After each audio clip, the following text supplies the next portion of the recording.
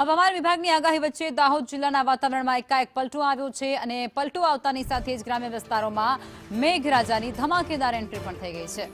જિલ્લાના પુસરી, કતવારા અને ગમલા સહિતના જે ગ્રામ્ય પંથકો છે તેમાં અત્યારે ભારે વરસાદ ખાબક્યો છે અને આ અણધાર્યા વરસાદને કારણે સમગ્ર પંથકની અંદર વાદળછાયું વાતાવરણ છવાઈ ચૂક્યું હતું અને વરસાદ વરસવાની શરૂઆત થઈ હતી।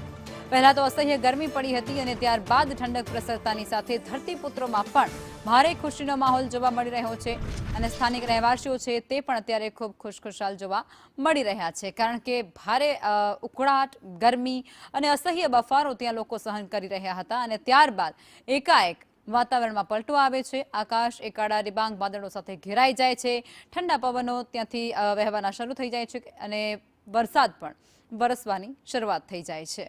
ખેડૂતોમાં ભારે ખુશી જોવા મળી છે, સ્થાનિક લોકોમાં પણ ખુશી જોવા મળી રહી છે।